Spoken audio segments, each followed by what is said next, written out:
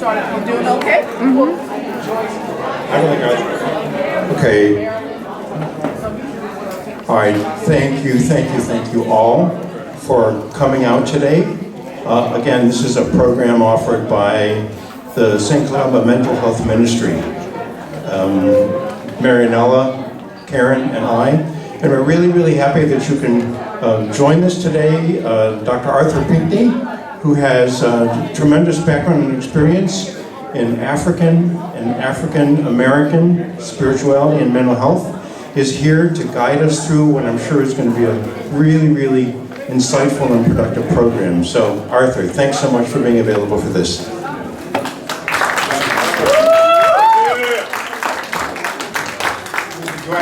Do I need a mic? Yes. This is going to be interactive. Okay. So I don't want to have a mic. Nobody else have a mic. I don't need a mic. Okay.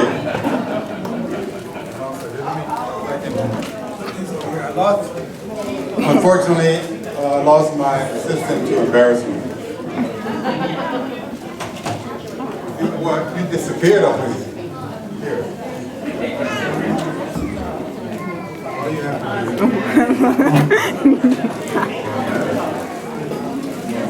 Okay, that's good. Keep it there. That's good. Press it again there.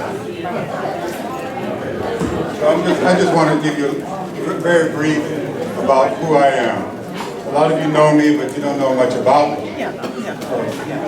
So I was actually born in France.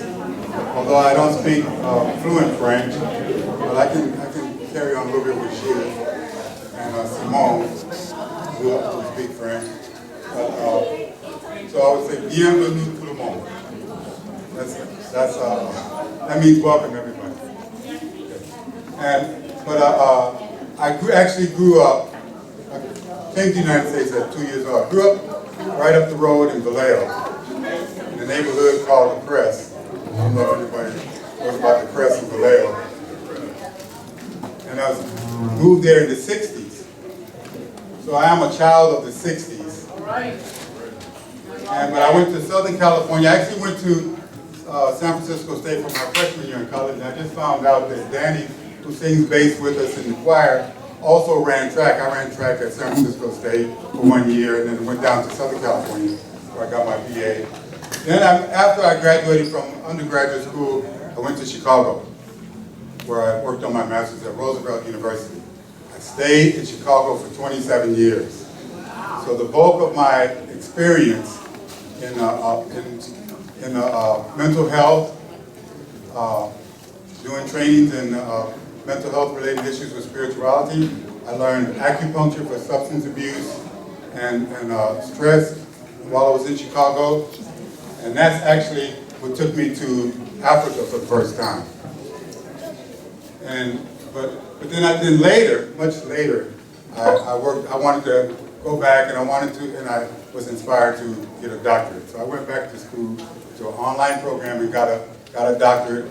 And it was it's not in clinical psychology, although my master's was in clinical psychology.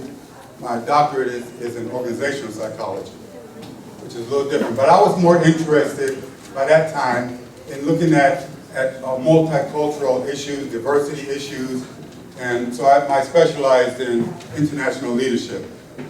And that was after my travels I began traveling to Nigeria. So there was a video that I won't show it now, but this picture is actually me being indoctrinated into a kingdom or village in Nigeria, Ejimono. And I just want to tell you a brief story about that. The reason we got indoctrinated was that we went there to do a couple things. To train people at a couple of places in Nigeria on auricular acupuncture for mental health and substance abuse. We went to a big mental hospital in the Lagos area, and we went to smaller facilities in a Saba area where this village was. The reason we went to that village is that the person that was our guide that I worked with in Chicago, this was her home village. But the reason we got indoctrinated, it gets into the spirituality. One of our party, a psychiatrist from North Carolina, he was living there at the time, he sat on this pedestal that was just to the right of the throne. And people said, "Alo," and I'm sure you understand what that means. Alo means it's a taboo. He wasn't supposed to sit there. So they were doing a welcoming for us.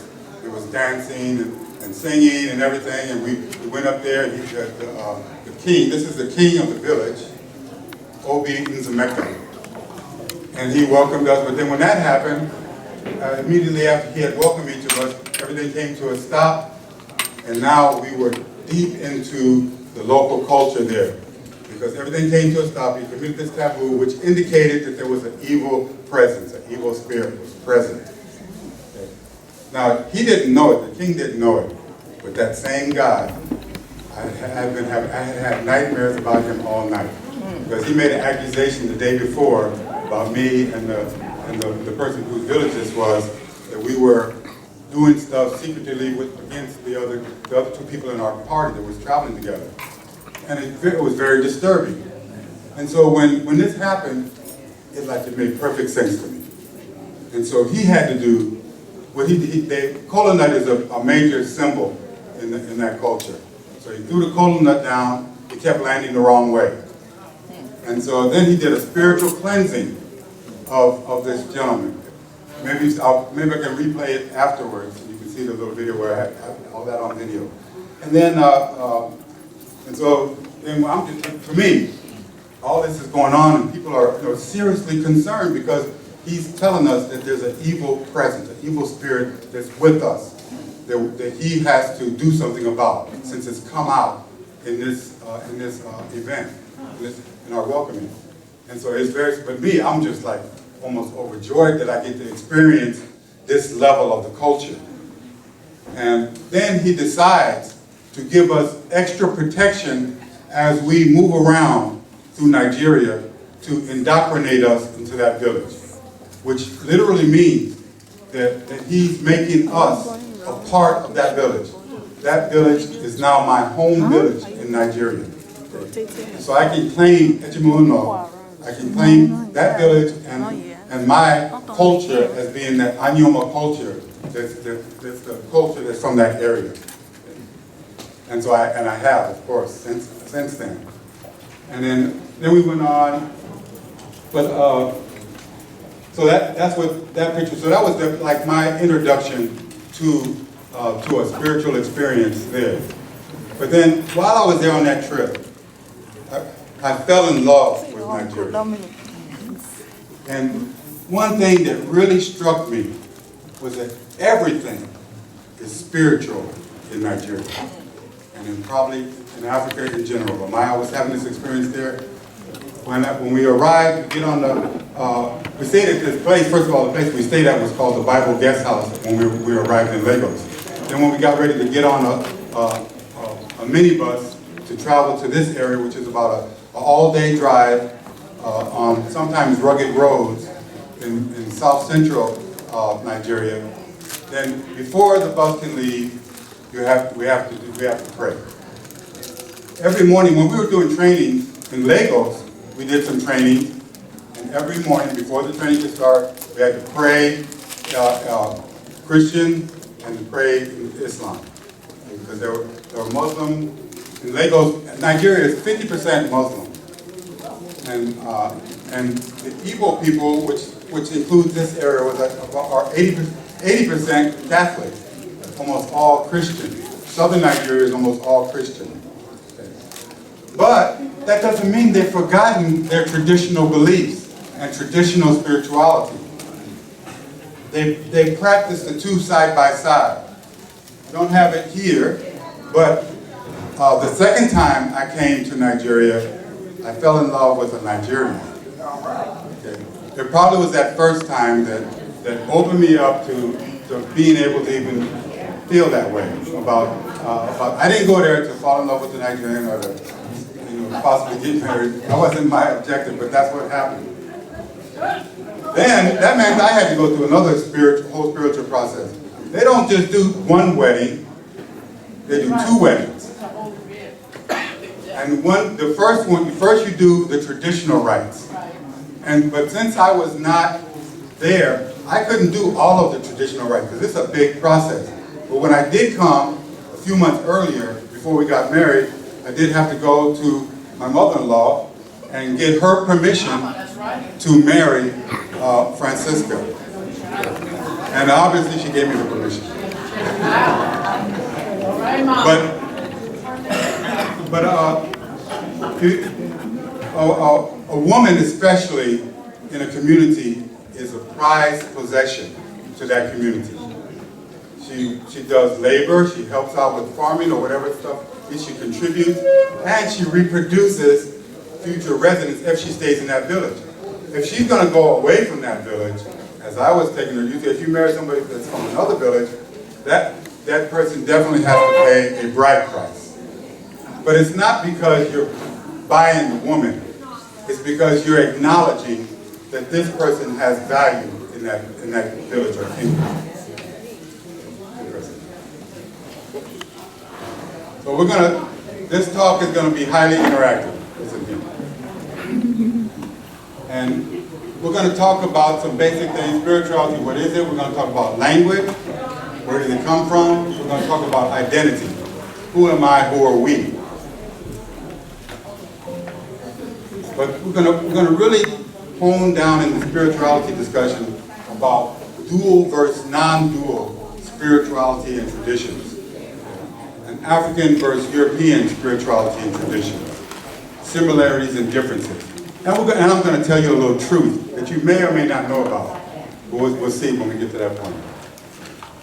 Go ahead. And we're going to then tie all that together to talk about identity, culture, and mental health. We're going to talk about the comfort and sameness. I don't know if you remember, if you've been going to this church and you know Father Kwame, you've heard him talk about sameness. So we're going to talk about it from that perspective. And we're going to talk about openness and compassion. And we're going to talk about maybe a better response to mental illness. But let's get going. So first, now this is a question I want to just throw out to everybody. Get your responses. What is spirituality? And since I'm the only one tonight, what I'll try to do is, if you say something, then I'll repeat it. So what is spirituality? It's open, anybody who wants to answer. Yes.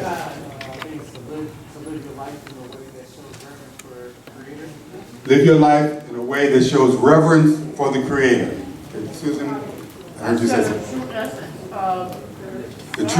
The true essence of God. Yes. Our ability to interact with God. Our ability to interact with God and creation. Yes. Believing we need each other to get to heaven. Believing that we need each other to get to heaven. Yes. Yes. Acknowledgement that we live outside of just the natural, physical. Put it again. Acknowledgement that we live outside of the natural, physical existence. Acknowledgement that we live outside of simply a natural, physical existence. Anybody else? Yes.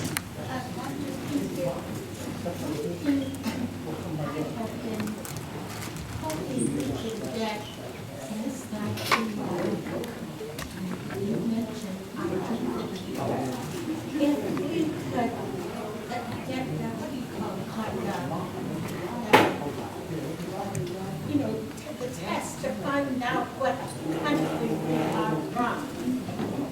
Okay.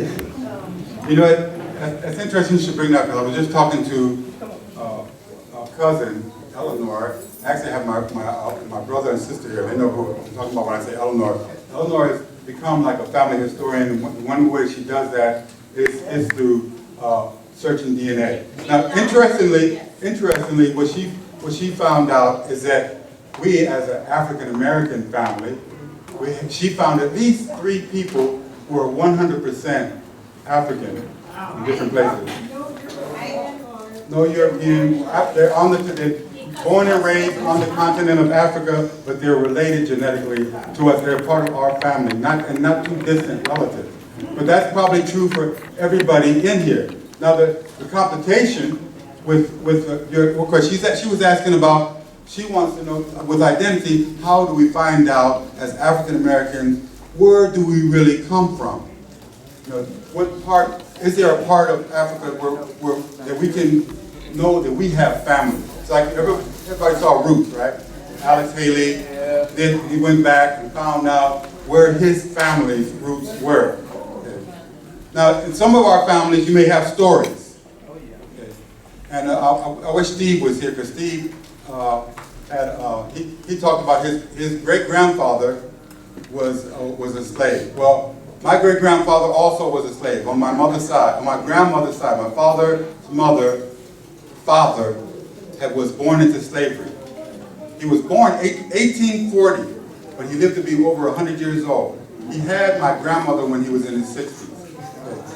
But the story was that he came from Angola, from a family of shipbuilders. Now, but beyond that, her mother, we don't have any idea. And now when my sister did her DNA, and Angola didn't even show up. And the reason Angola didn't show up is because the country of Angola doesn't trust the West. They don't, 23andMe, Ancestry.com doesn't have samples of people from Angola. They tried to correct that, but I don't know if they did yet. But a lot of people from African Americans that do your ancestry DNA, you'll see a mix. You'll see Nigeria, West Africa, maybe even some people from East Africa, Tanzania. May see a lot of different things. They'll have different percentages. Those are estimates. But let me just say one thing. I've never been to Angola, even though I know that we had that family history. I did go to Nigeria, and like I told you, I got connected in Nigeria. I think if you go anywhere, Ghana, Togo, Liberia, Nigeria, wherever you may go, Senegal, Sierra Leone, the minute you get there, you're going to feel the connection. I know I did when I went there. So I'm not sure, finding those specifics is wonderful, but it may not be, to find it in detail, it may not be totally possible. Okay? But it would be, I would love to know exactly, even in Angola, I don't even know what group we were from in Angola. Yes. That was on my mind, is I think it was really for our younger people in terms of really their identity and who they are in terms of everyday life. Yes. I think it could. I think, but we're going to get more into identity as I go along. Let's get some of these other big points, and we'll get more into that issue. That identity is that's why it's one of the main topics on my talk today. Okay? So all those things that everybody said about spirituality are absolutely true, and there's probably more things that people were thinking that's still true. It's also true.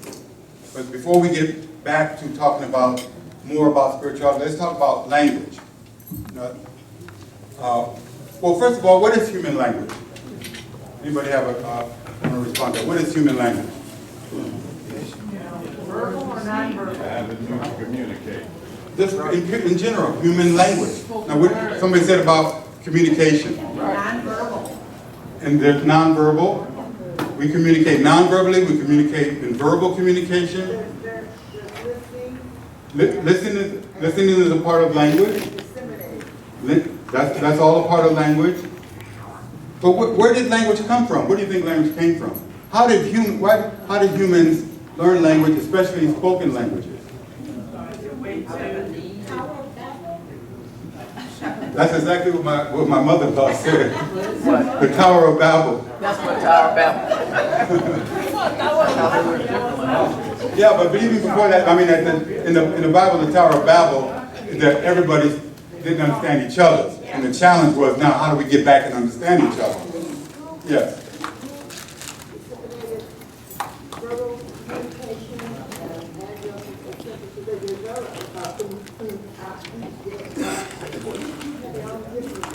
Right. Now here's the interesting thing. There's a recent discovery from, yeah, Susan. She said each group, every group in the different parts of the planet, and we're talking about, if we're talking about human language, we're more than likely talking about Africa. Africa has to be the place where human language, human spirituality, or almost anything about human started, because humans were in Africa for 233,000 years. Think about that for a moment. 233,000 years that we know of, there were humans, there have been humans in Africa. Humans didn't start to migrate out of Africa until maybe 50 to 60,000 years ago. So that leaves about 170,000 years where we as human beings, all of us here, were just in Africa. Then when we left, we started going east.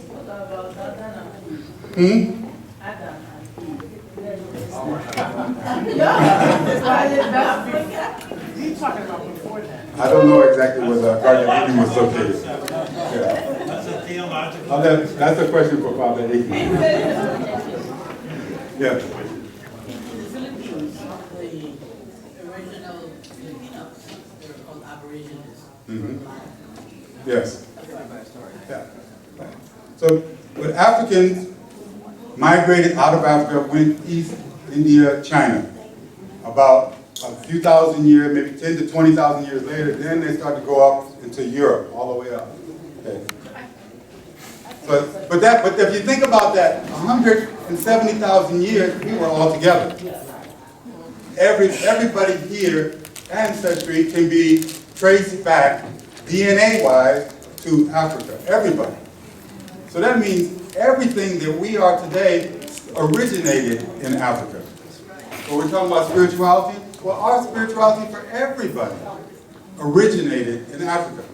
Now, the one interesting thing that to me kind of blew my mind, it blew the mind of a lot of anthropologists. In 2013, at these caves, Rising Star Caves in South Africa, they found this whole group of bones, way more than they found at any other dig. But these bones were like 300,000 years old. Well, that was before humans. And they were pre-human species. But the thing that was so interesting about it was that they buried their dead. Now, that's one of the things in anthropology that they use to indicate spirituality, that there's some spiritual belief. So that means those people, those pre-human people, they're called, they named them Homo naledi. That means those pre-human species buried their dead.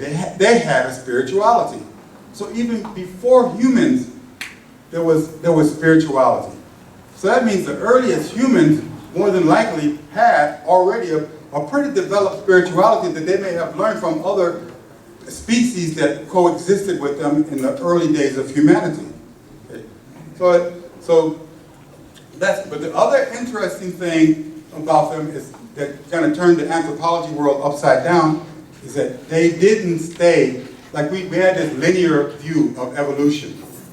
That it starts with this, and goes to this, and then the humans ended up somewhere at the end of it. But we coexisted with this species as humans, it overlapped, and there were other pre-human species that existed, and these Naledi had evidence that they had intermixed with these other groups also. So it's much more complicated than we ever thought it was. But to me, the interesting thing is that they had a spirituality. Where does that come from? What is that, and what does that tell us? And they had a way of communicating that spirituality. So they had, even the pre-human species had language. Definitely the humans, when we came along in Africa, the first evidence of humans is in Ethiopia, 233,000 years ago. And definitely they had a spirituality. There's a lot of controversy even today in terms of the Bible and Christianity of what was taking place in Ethiopia. And there's a lot. Well, I'm not going to go too much in detail about that, but there's a lot of things that Ethiopians can trace stuff back thousands and thousands of years. Even in Nigeria, there's evidence of civilization 9,000 BC. in Nigeria. And definitely in Nigeria, the groups that were in that area, they had a developed spirituality by that time, very well developed. But my point about language is that language more than likely had a spiritual origin, a non-physical spiritual origin. In a minute, we'll get back to that, and I don't know how that. People who are very spiritual, it's no problem saying, okay, yeah, language. We can say, we put it as God put language in people. God gave people language. God gave humans language. No problem with that. Some people may have difficulty with that. But I'll get more into what that means as we go further. Okay, next. Okay. Now, identity. We're talking about identity. Who am I? Who are we? How do we get here? What is our purpose? What is my purpose? How are we the same? How are we different? These are all questions that every human goes through in one way or another. Societies go through in one way or another. And we come up with answers. We come up with answers by interacting with others, interacting with our environment, and we figure things out. But now, keep this thought in mind. 233,000 years ago, human beings had the same level of brain that you have, the same general bodies that you have. They were not different from us. They were us. We are them. So, and think of how we sometimes become arrogant and think of ourselves as these modern humans who can process all this stuff and make all these accomplishments and do all these things. But we are biologically no different than those early humans. They are us, we are them. And they battle with all these questions, and we deal with all those questions. And we learn. They learn, we learn. Sometimes maybe what we do as humans, maybe we go through this cycle of relearning, we learn, we forget, we learn, we forget. But we all deal with these issues, and we have for hundreds of thousands of years. Now, this is really getting to the heart of, in terms of spirituality, kind of understanding African spirituality, African American spirituality. So first let's talk about dualism. So dualism is a tradition that developed within humans of how we look at our universe. And so specifically, it starts off with thinking of the universe as being two main parts. The physical world and spiritual world. The physical being all the things that we can physically interact with and experience, and the spiritual world, the invisible world that coexists with that. But we don't experience it as like we do the physical world. And so we make this distinction. Now, but some key characteristics of dualism is separation. Make those distinctions, separate things. And that separation and that conditioning to think in separation can do a lot of things to how we perceive our environment. Interaction. So we see that these two things interact, material, spiritual, they interact, but they're not the same thing. They're two very different things. And hierarchy. The traditions developed that put one above the other. Now, what happened in Europe and it's really in more modern, say just since 500 years ago, what happened in Europe with the European dualism? Yes. Is this the era of Descartes? Descartes was definitely a part of it. So this is the era of was this the era of Descartes? Who was Rene Descartes? Right. I think, therefore I am. Je suis donc, je suis. Je pense, donc je suis, in French, in his language. Okay. And so I think, therefore I am. That was Descartes. But Descartes said, God gave us the ability to think. So that brings up some other questions which philosophers, scientists still battle with today, with his thinking. But just in general, that's what dualism is all about. And in that, about 500 years ago, there was this, in Europe, this age of enlightenment. And in that age of enlightenment, then we begin to see this big separation between the church and science, between religion and science. And there may be, I'm not going to go into all the reasons or why that happened, but that's what was happening. And that's what got into the educational institutions. A lot of those that are current educational institutions in this country is based upon that dualism of religion versus spiritual. You have to choose which one. Either it's religion or it's science. Which one do you choose? Okay, let's go to the next slide now. Non-dualism probably is what it sounds like. No, there is no separation. That if you think of a separation, if you perceive a separation, it's an illusion. Spirit, physical world, all one thing. And when I went to Nigeria and had those experiences and subsequent experiences and subsequent trips there, it's really, you can really feel that embedded into the culture. That everything, it doesn't make any sense to traditional African spirituality to even talk about things as being separate. Because there's science, and science has all the things that it does and accomplishes, and people are not throwing away science. But science is all a part of it. It's all one thing. Everybody is interdependent. You mentioned about how that the whole thing about spirituality is how we connect to other people. That's all a part of it. How we connect to other people, how we connect to nature, how we connect to everything. Okay. And over time it developed a view of who and what a God or a supreme being is. Okay. But the key thing is this oneness, this ultimate oneness. Okay, let's go to the next one. So we already brought up René Descartes. And when we celebrate Kwanzaa here, we talk about Ubuntu, which is I am because we are. So now that goes back to that connectiveness, and so that's more of a non-dual way to look at it. But when I was thinking about, when I thought about these two things, and I thought about non-dualism, I said, well, how come it can't be both combined? Because if we're truly non-dual, then all these things have to be one thing. So then we could rephrase it, and this is just my wording, I think, and I am, and we are.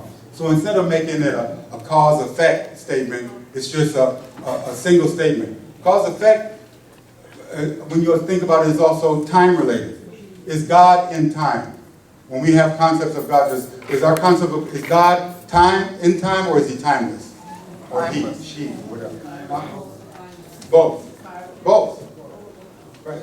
And so these things, using and, is my attempt to make them timeless. Not saying that one has to come before the other, or one causes the other, or one shows that this is. It just is. No matter what order we put it in. Okay. And so that, to me, that kind of brings it down to this, to what non-dualism is, and how we can begin to process it in our brains. Let's go to the next one.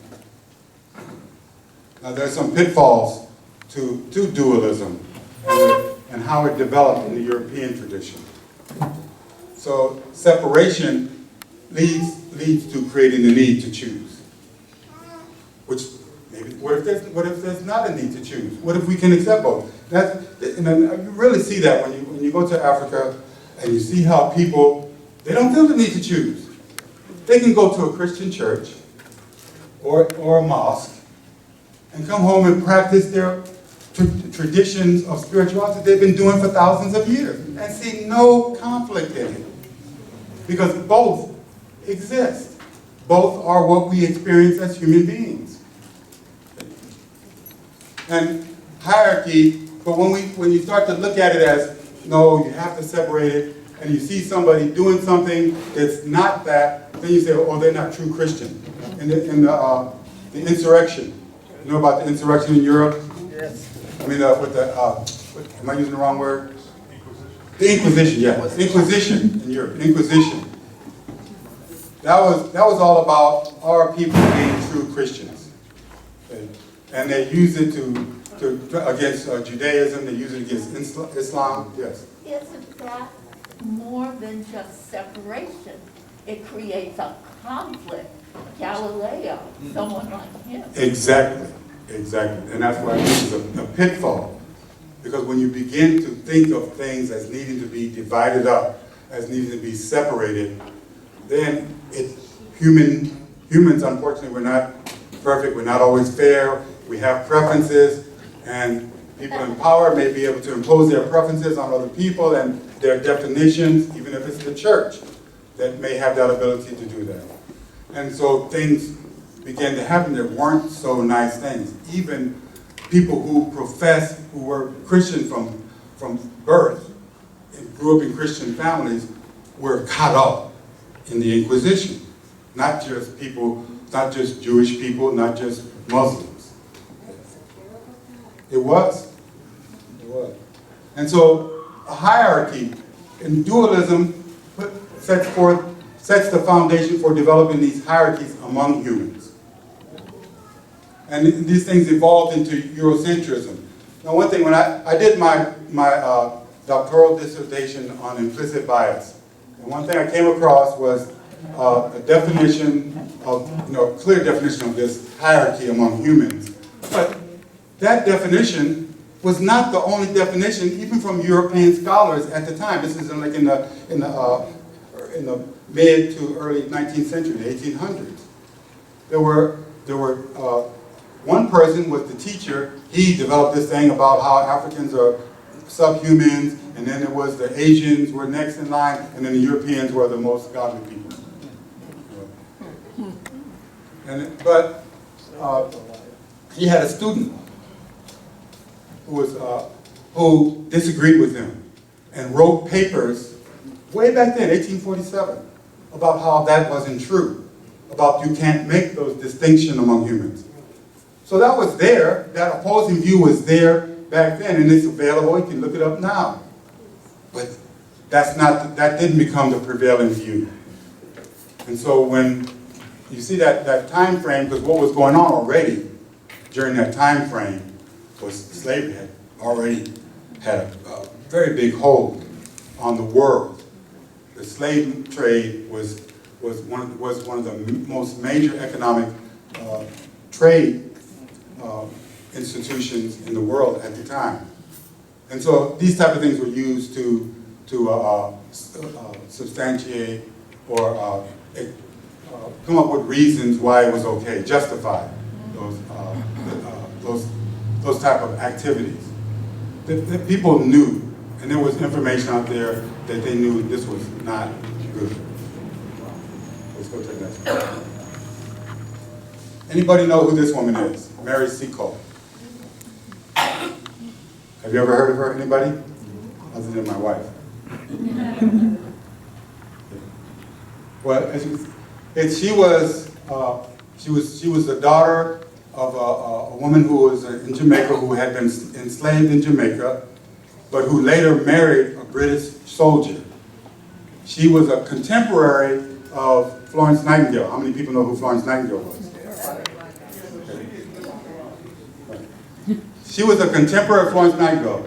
During the Crimean War, when Florence Nightingale put out this international call for people to come help, Florence Nightingale was already developing her ideas about cleanliness and ventilation in places where you had medical treatment.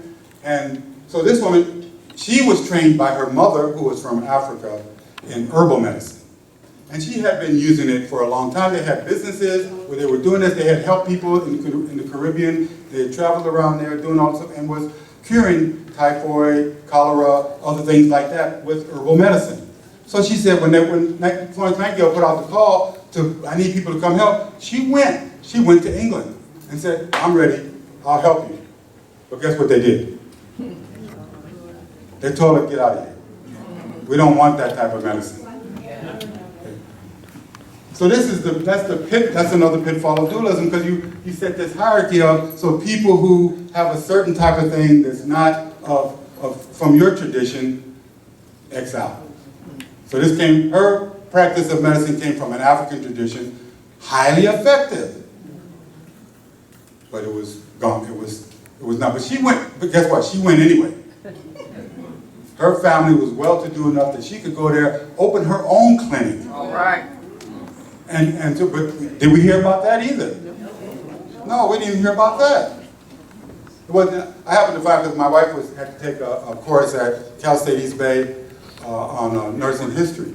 And they mention her now when they teach nursing history. And so that's why I said, what? I never knew about this. So I had to learn more about her and look up stuff and see who was this woman. Okay, next one.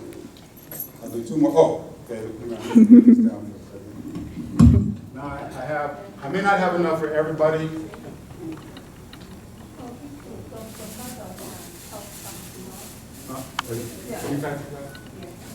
I only have. How many of you have heard of chewing stick? Of course you did. Yeah.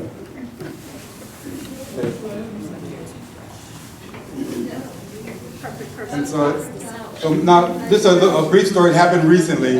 My mother-in-law grew up in Nigeria. My mother-in-law is 81 years old. You don't mind me telling your age. Too late. But she wanted to go to the dentist. So we took her to the dentist. The dentist was amazed at how strong her teeth were. So she was telling them, and for a person of her age to have those strong teeth. And how long have you been using chewing sticks? From birth. So now, why do you think chewing sticks help my mother-in-law have strong teeth?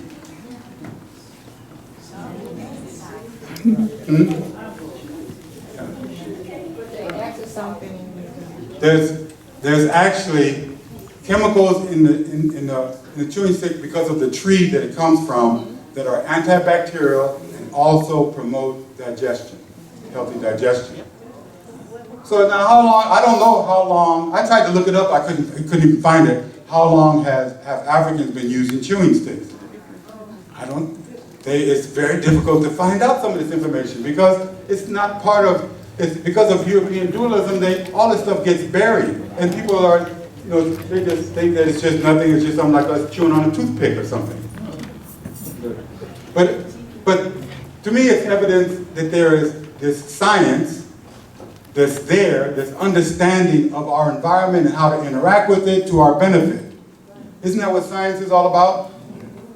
But again, in Africa, these traditions, these things that develop, this science that developed, is not separate from spirituality. So it's seen, the tree is seen as God's gift to humans. The person that figured out how to use it is seen as that knowledge is seen as being given to that person spiritually. And the fact that we get the benefit from it is all part of just this natural spiritual process that just exists. I got one more. How many? Now more of you probably know about the Dogon people in Mali. Have you heard of them? Yeah. They discovered a planet years ago that no science ever heard of. Now all of a sudden, they have to tell them they're Exactly. that's their star. Now the Dogon people have these very involved spiritual practices and rituals. And so, anthropologists, they studied it, they didn't really understand totally. But then when the Dogon people would explain to them that these relate to the stars. Okay? And they have a whole description about how they acquired the knowledge and who knows how old it is, maybe 1,000, 2,000, 3,000, 4,000 years old or more, that they've been having this knowledge. So one of the most interesting parts, like the example she just mentioned about a star that was not even seen. It's not that the star was in the Orion constellation, and it's Sirius. Now, humans have been seeing Sirius for thousands of years. It's very, very bright in the sky. But what we didn't know until the telescopes came around, but it's not one star. It's two stars, two suns that are in an orbit of each other. And the Dogon people, they have a ritual that just does the whole thing. And it happens, and they have these big ceremonies and events about it when it coincides when those two stars are closest together. How did they know that?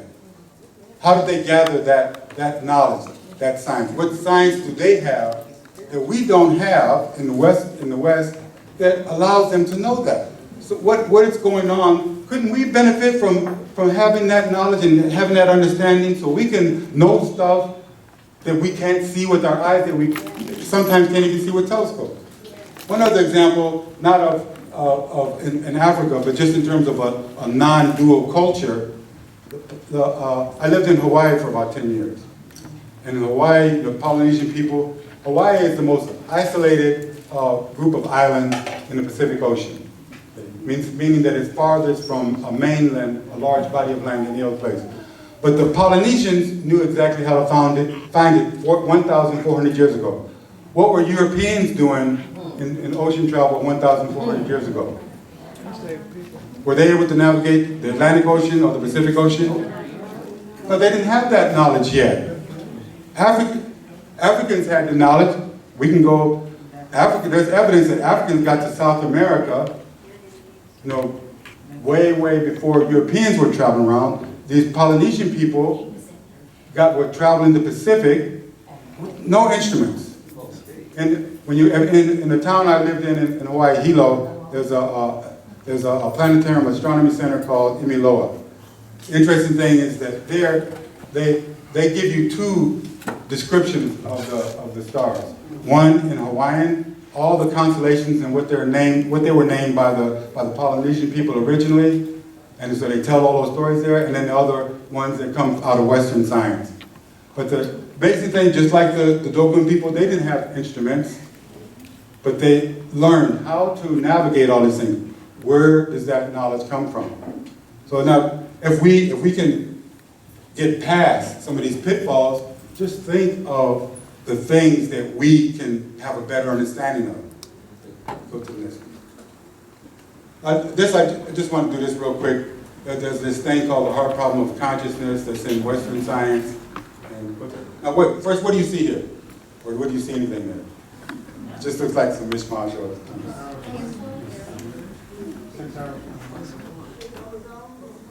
go to the next one. Now what do you see? Yeah, cube.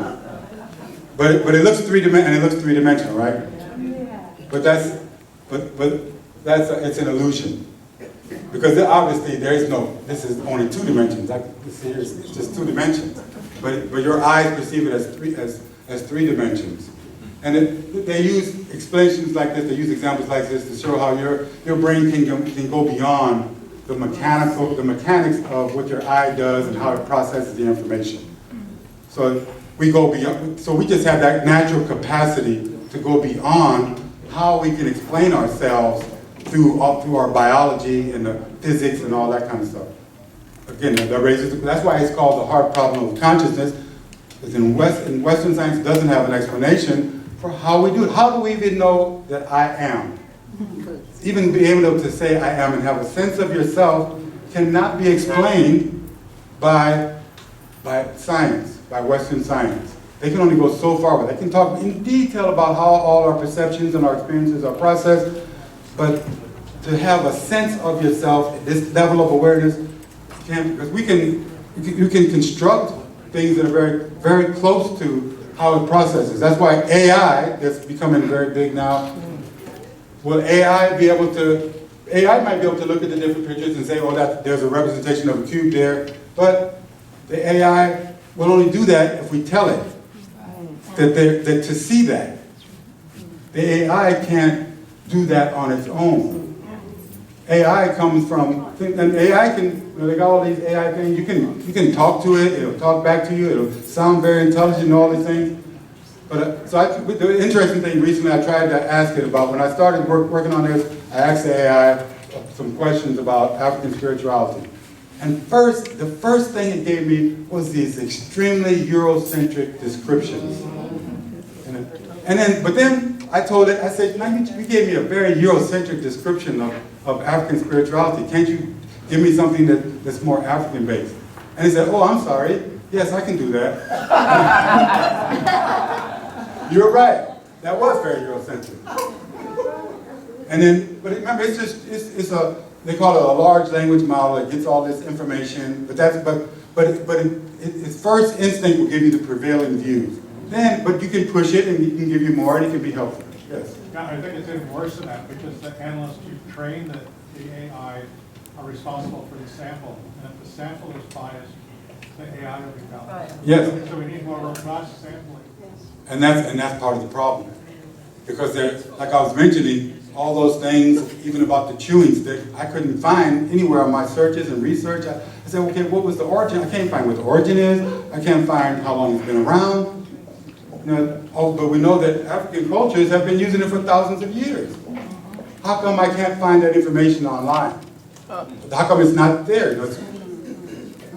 Because it seems like we still don't want to acknowledge, even to this day, we still don't want to acknowledge that. Because if we acknowledge that, then we have to acknowledge, we run into this again, and we run into, of course, in spirituality, if you have a non-dual spirituality, then you don't have the hard problem of consciousness, because it's all one thing. Yeah. You're not trying to define it in terms of mechanical structures and how they process information. We're not doing that. Yes? I'd just like to share something with you. When I was in elementary school, grade, I went to school with a young lady, a girl, who was Native American. And during spring and summer, because I went to school in Minnesota, we would eat out in the playground. And before she ate her lunch, she would bow to the north, east, south, and west. And after a while, I asked her, why do you do this? And she explained that there are different powers coming from the north, south, east, and west. And now, I hold on to some of what she told me. So when I go for a walk and I see flowers that are blossoming, I see that, as you said, an integration of God speaking to me. And that's sort of this integration. It's not this or that. It's all one thing together that we have the capability to experience. Okay.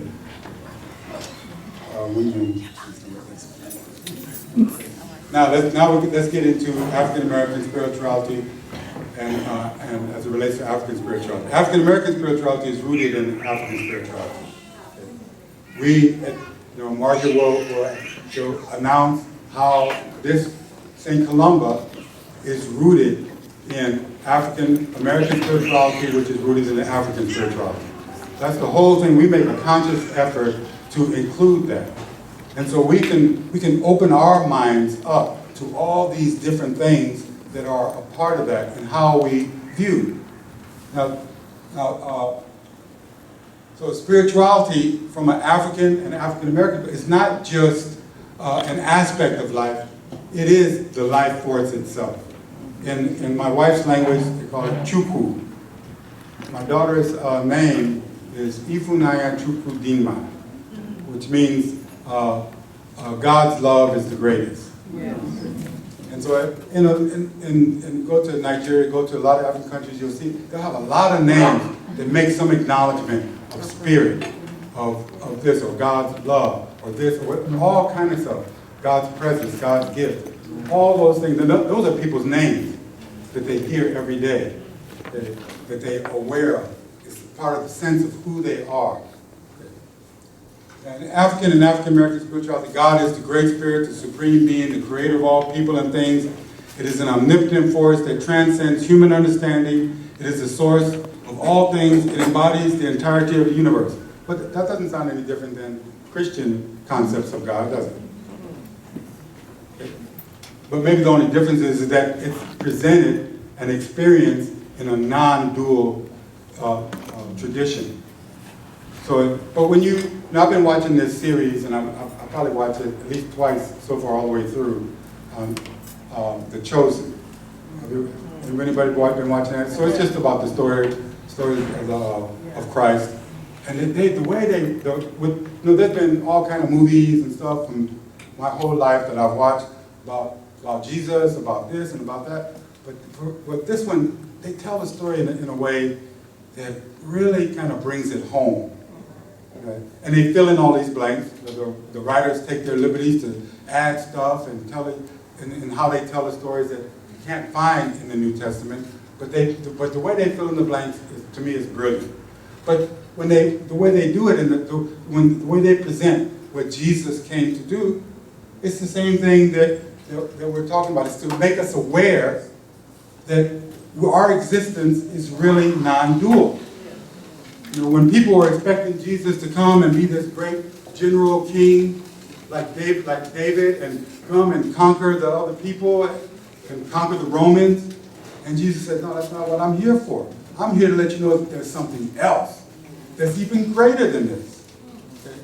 And so that's that non-dual spirituality. Yeah, we have this, we can experience this, and we can do a lot of things here, right now. We don't have to wait until we get there. There's things and how we treat each other, how we connect with each other, that we can do now. But there's also a lot of common things, everyday things, and great things, miracles that we can work now. Okay? So, and then just think about, in African American history, slavery began, and Africans were brought to this part of the world, and we adopted, ultimately, the spirit, the religion of our enslavers. And on the surface, does that even make any sense? Why would you want to adopt the religion of your enslavers? But to me, that says something more about the people than it does about the enslavers. We could see that this Christ that they're talking about was saying something to us. We could see, even if our enslavers couldn't understand it the way we were understanding it, that this was something that we want to connect with. Yes, yes. This is something, they took our traditional practices from us, but we could connect with that. But wait a minute, I said earlier that 80% of Igbo people in Nigeria are not only Christian, but Catholic. Wait a minute, now, how can that happen then? They didn't come here, they didn't have everything snatched away from them when they came to the New World, that was introduced to them by the colonizers. Well, if you think of everything being one, and it doesn't make a difference, and if you see something that's workable, that's good, that's easy to transmit, in terms of how we communicate it to people, and the power in it, you recognize that? It's not a difficult thing to say, okay, but remember, in Nigeria, they didn't just go to Christ and abandon their traditions. They did both. They just added that, but they add that on. Just as we, in a sense, as African Americans, added it on to who we were, who we came here. So we really didn't lose that spirituality that we had that was attempted to be taken. How can you take it away? If you think of all these things we just said about what it is, can you really take that away? Here's just a small little thing. If I tell you to think a thought, now, what happens when you think that thought? Any kind of thought. It's there, right? Does that thought exist? It exists. Can anybody else see that thought that you're thinking right now? Well, it depends. It depends. If you share it, I'm talking about if you're thinking in your head right now, well, you said, okay, let's say it depends. Beyond the senses, Right. who knows? Okay, let me ask some other questions. Now, can you set that thought on fire? Will it burn? Can you cut it in pieces? And so, all these other physical things that we can experience, but that thought is something that comes from us. So that gets back to that other thing. So spiritually, isn't that like these other things? Spirit. So isn't that like a path to our spirit. How many people can just stop thinking and have your mind completely blank? But we don't even know where our thoughts come from. We don't even know how they develop. We don't even know why we have the ability to think thoughts. Okay. But we do. And we do it all the time. So Africans, spirituality turns out to be very dynamic, very resilient, very adaptable. So in Nigeria, you see, it's interesting because the conflicts, like there may be in other parts of the world between Islam and Christianity or Islam and Judaism, you don't see that. And Lagos has, even the Yoruba people, one group. Some are Christian, some are Islam, but you don't run into, I didn't experience or see that come. Now there are certain extreme groups in certain parts of Nigeria that do terrible things in the name of Islam, but it's like there are some Christian groups that do terrible things in the name of Christianity. Okay.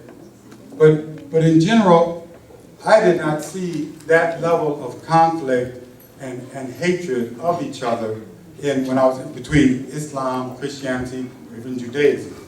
Just a side note, on that first trip to Nigeria, actually the person who took us, Nigerian, from my wife's area, from that village where that picture was from, is Jewish.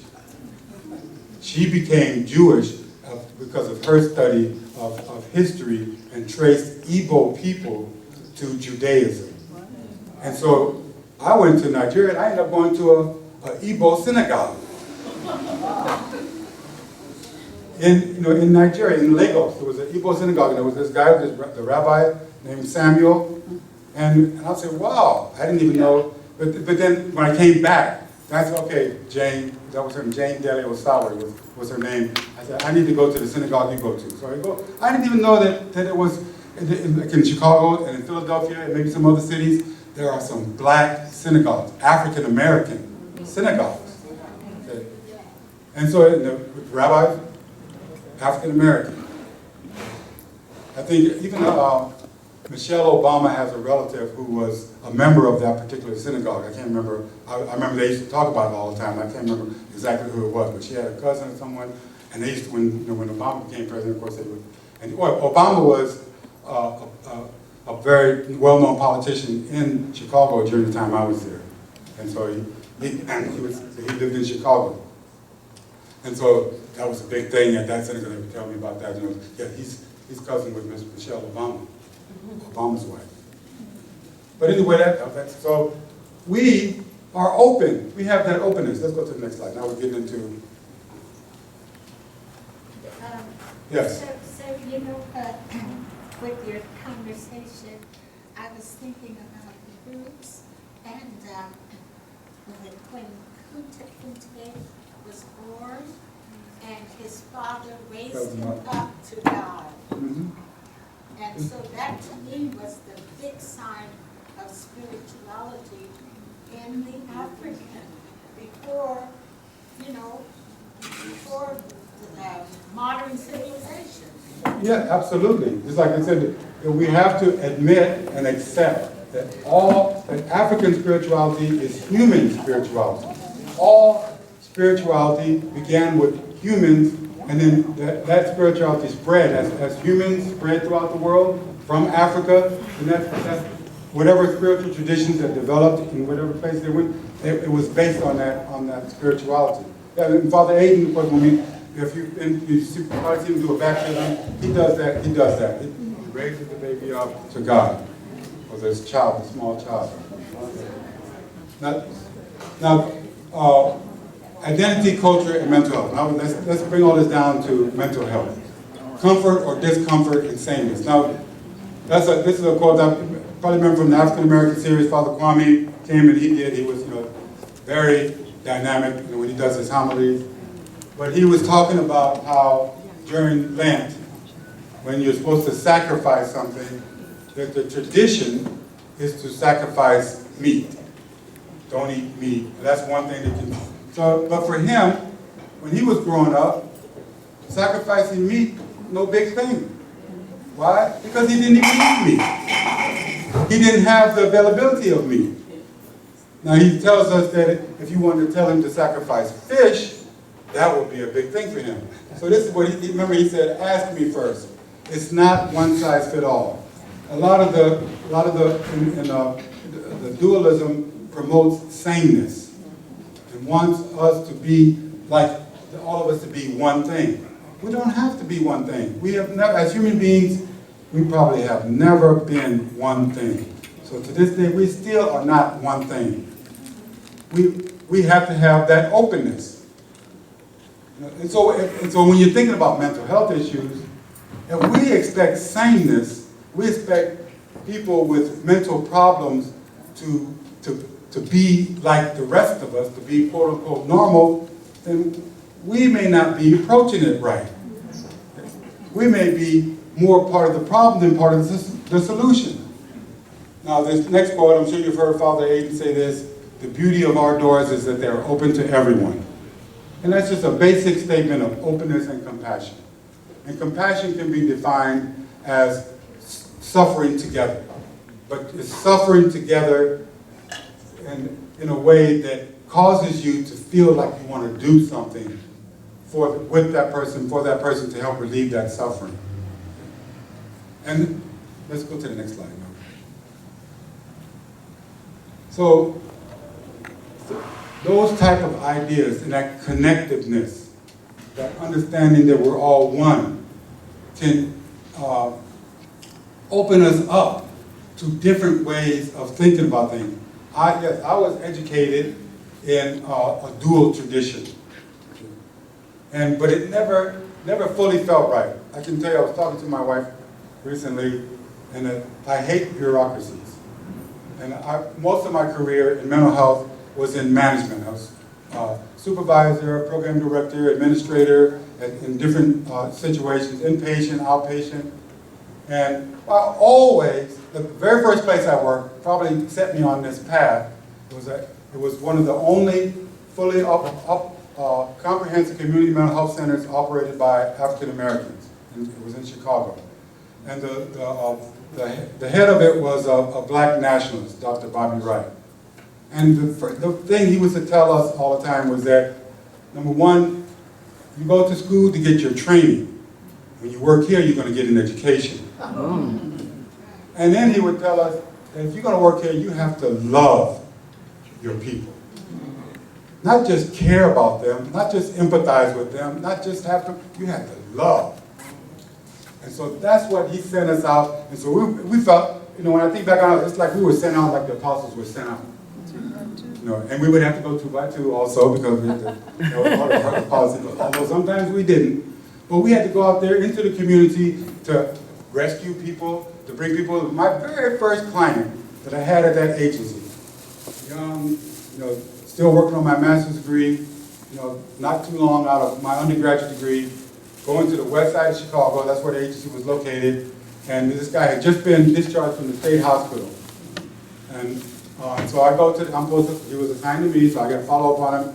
He missed his appointment to come, his first appointment, so I go to try to find him. We had to do a home visit. I go to where his address was, his uncle said, he don't live here. I said, well, where does he live? He gave me an address. I get that address, it's an abandoned building. And this is, I don't know if you know about the west side of Chicago, or you know about the west side of Chicago. This is like, I don't know, maybe near Kedzie Lake, I think we're the L track is right there, just a little bit north on Kedzie, at this abandoned building on Kedzie, north of Lake Street. So Keith knows what I'm talking about, he's from Chicago. But so me being gung-ho, I'm gonna go out there, I don't care. I'm gonna go out there and find, I get to the place, it's an abandoned building, but I hear voices inside. So people are in there, they're using drugs, they're gambling. It's November, it's cold in Chicago, November. They have a tire iron with some fire on it to heat it up to make it warm in there. And I'm saying, now, what, this is where he lives? And so then I don't even know what he looks like. I only knew his name. I thought I was gonna see him when I went to the address they gave me. So I had to start asking people for him. And so people do, they just pointed over to the corner and I see this guy in the corner. And so I had to call his name, he looks at me, but who are you? But then I had to, out of that love, do all the extra stuff normally the bureaucracy would say that we didn't have to do, or should even, sometimes even say you shouldn't do. But that's how my career got started. And so I can tell you that I've probably broken so many rules, even as an administrator. When I was an administrator, it was a little easier, because got very good at fudging stuff so we could provide the best care for the people we were serving. Now, it ended up that when you do that, then people don't care. People are getting better. When I worked in drug treatment, and when people were getting better, and I was able to assemble a staff that would go along. First, the staff, I went into one place, the staff was fighting each other. So then I got in there, and so I'm thinking, we got to get together. We're all on a mission to help the people that come to us, and we can all agree on that. And everybody could agree on that. They're not the enemy. We are responsible. We are their servants. So just like Jesus told his apostles, he was there to serve them. So that's where I saw it. So this same thing, there's a big part that's missing. People get analyzed, diagnosed, put on medication if they have some type of severe mental illness. But there are other ways to do things. Now, where's Catherine?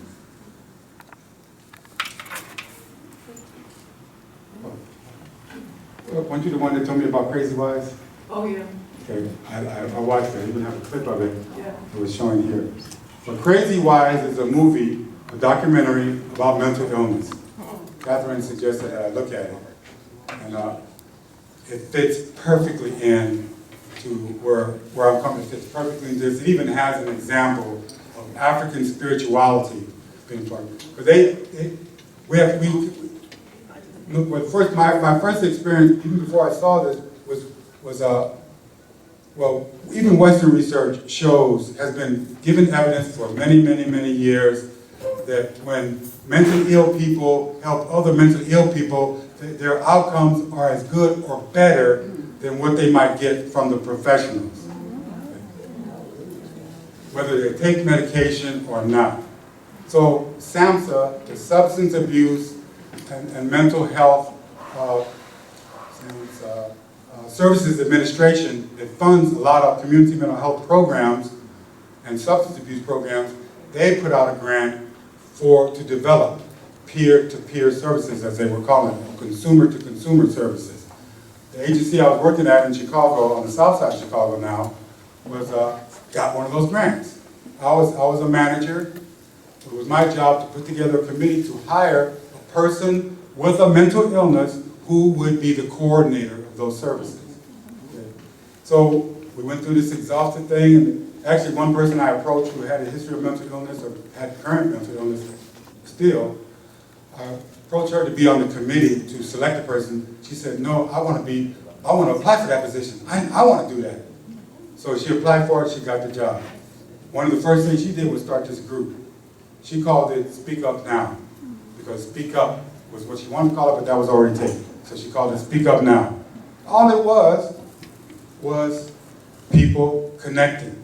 People with mental illness connecting with each other in a basic structure without people like me being in the room. No social workers, no case managers, no psychiatrists, no psychologists, just the people with mental illness. Now, so this is probably, this was, for me, was an absolute miracle. There was one guy, schizophrenic. We had a day treatment program in this agency. Schizophrenic would be considered by us professionals as low functioning, because he just sat there all day, came to the day treatment program, but he just sat there all day, not doing anything. Wouldn't talk to anybody, people tried to come to the group. No, until she got there.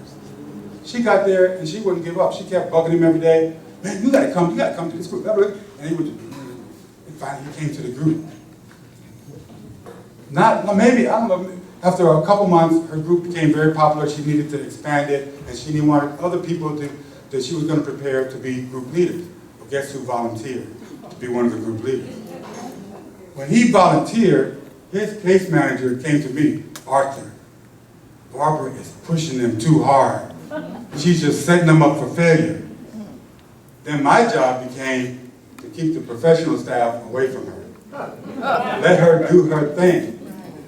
This guy did lead a group and led it very well. You know, how do you explain that? All our professional methods, we weren't getting anywhere. And he had been involved in mental health for, I don't know how long, probably at least 10 years or more. And so that's just, but I'm thinking that tells me, and along with that movie was really good. It's really critical of our mental health system, but it shows how, to me, what was happening when you make that kind of connection, you're making a spiritual connection. We open ourselves up to spirit coming in, doing whatever it needs to do for that person. So just that simple little thing can open up. Now, I still have contact with this woman. She's been struggling a lot with that. That agency has since closed. Both agencies on the south side, the only one left is the one that was the original one in terms of African American, in the African American community. Two large agencies on the south side have closed. She worked at the one on the south side. When that closed, her groups dwindled because they require some support. And so, but we've been talking, and she wants to start it up again.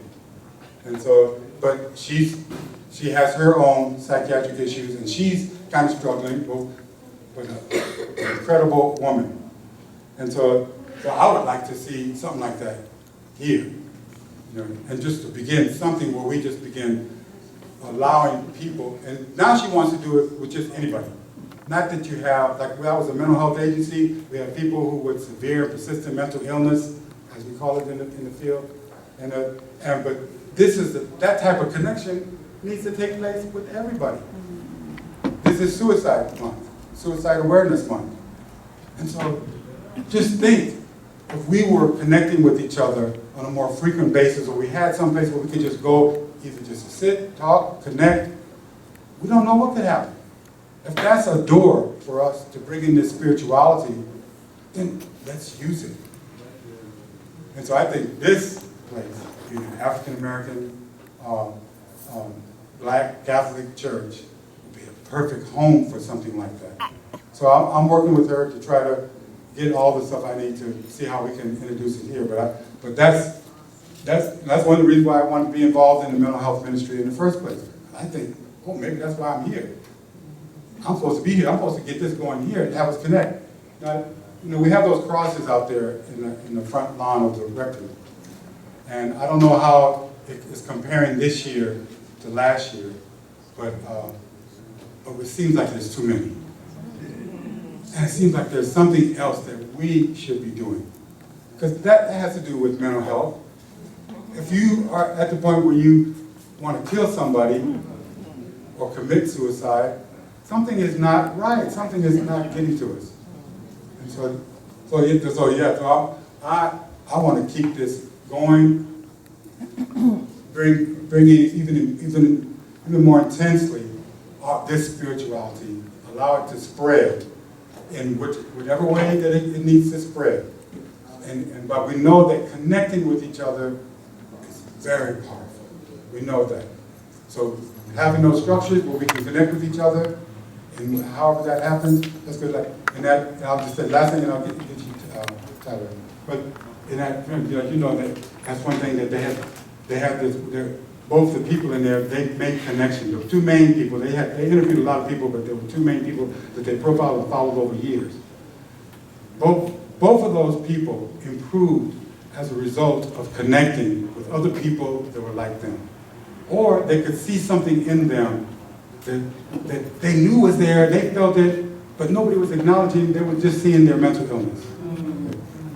And so I know that made me want to do what I'm doing here even more.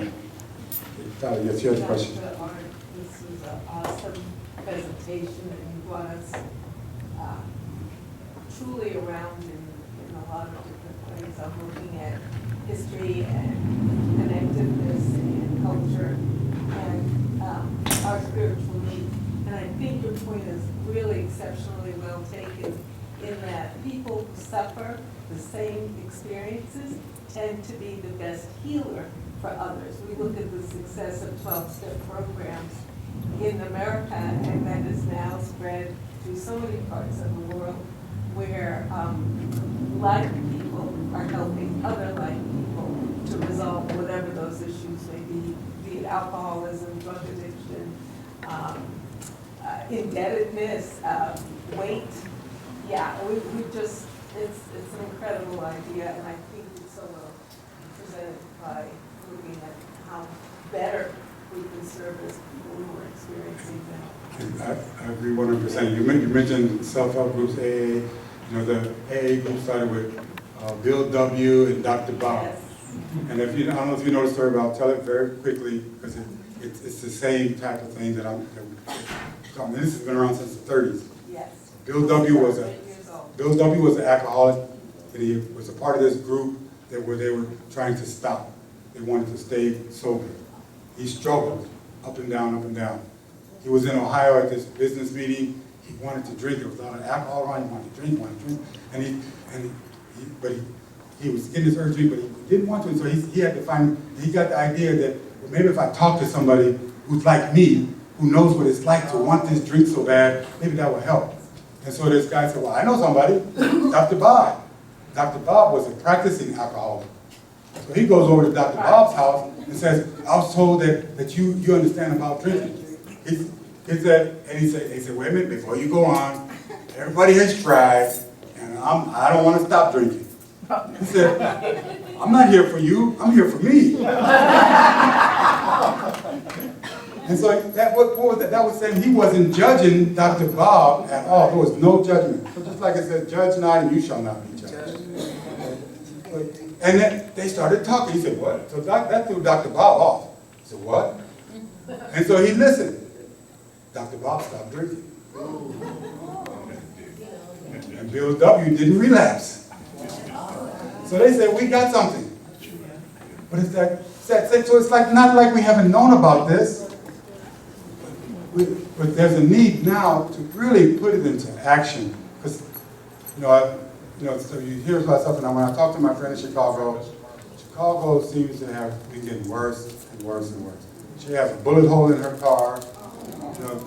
She's seen people getting robbed by guns. She lives in South Shore area of Chicago, or near South Shore, this kind of South Woodlawn, Woodlawn. She lives in the 71st and Dorchester.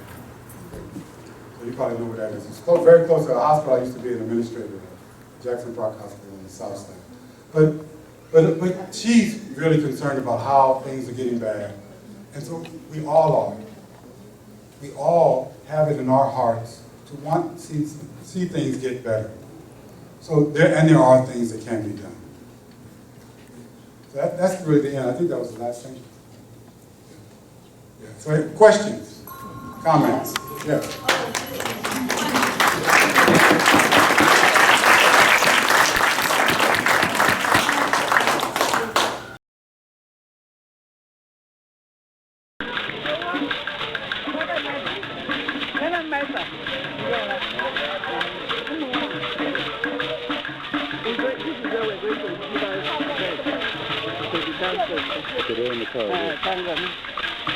Okay.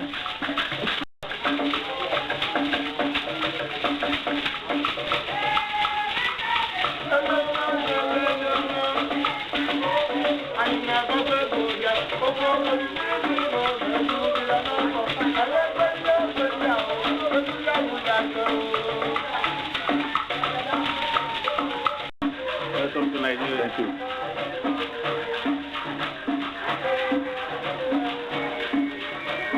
Definitely got to take a picture of that.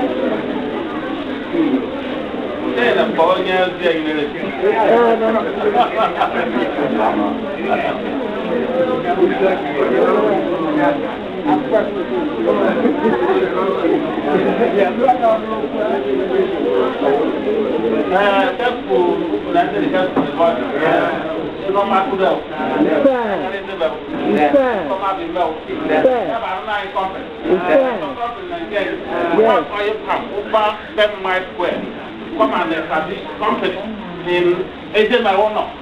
Have a nice river.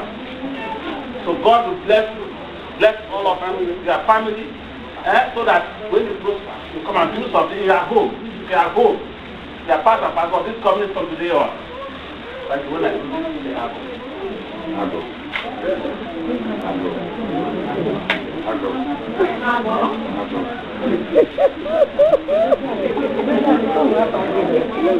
Mary, if I were crazy, well, one more day, I know I'm doing. What's your web idea? Because I'm on her. Web idea, and you can hear it. Working.